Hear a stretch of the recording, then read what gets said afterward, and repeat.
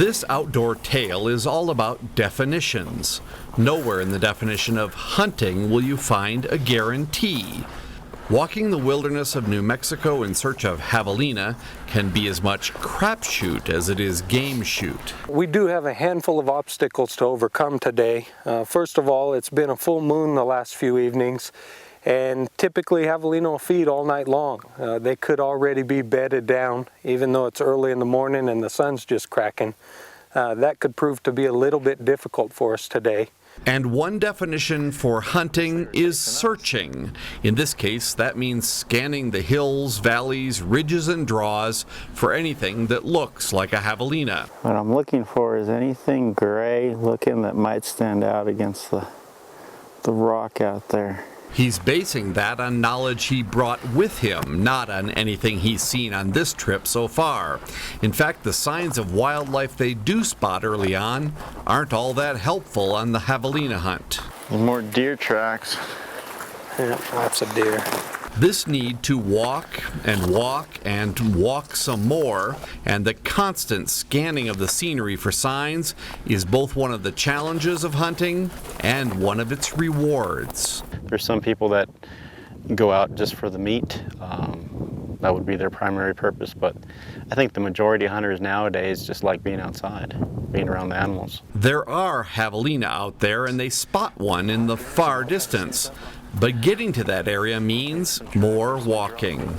As day one of the hunt winds down, they find signs of another non-javelina inhabitant of the Hillsboro area. My great-great-grandpa Chester built this place. So, family of 7 slept here. I know it's one room, but it's a kitchen, living room, bedroom. He pretty much said, you know, if you could fit in here, I'll keep you. If you can't, sorry about that. Pretty tight in there. So they found Howards, but not javelina. Perhaps day 2 will change that. They again get an early start, but apparently not before the cows came home. So we're going to sweep around this ridge and drop over the top so we can catch the backside of the draw that we've been seeing them in. The same scenic slopes and deep draws await their efforts. What day 2 offers that day 1 lacked almost entirely is a group of javelina within reach. That one is big though. The other one's smaller, but that boar is pretty big. Of course, it can't be easy. They are still quite a stroll away. And to add a challenge, the hunters would like to get close enough to use their sidearms rather than their rifles. All right, let's get down there. Okay. See, the trick is we're going to lose them when we go down, but we know which way they're going. Yep, they're going into that draw. And if we're quiet, we can get close enough to shoot them with the handgun. Let's try to go up this hill and then keep an eye.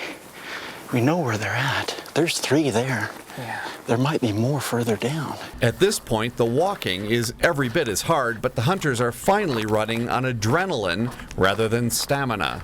Now if we can just get a shot on them. It's turning into a hunt real quick. Down into one draw and up over a ridge into the javelina territory, and they find no javelina. They might not even have run. They might have just topped over and been natural. But then we kind of went down. Well, the upside is we saw them. I think they're still around here. Yeah, they can't have gone far. We had a good view of them, and we were trying to sneak over top of a hill. But by the time we got over it, they had pretty much disappeared. And so we're trying to find them now. They would not spot the javelinas again. That's part of the sport too, is that you don't always win. Sometimes you have to put some effort into it and just keep trying.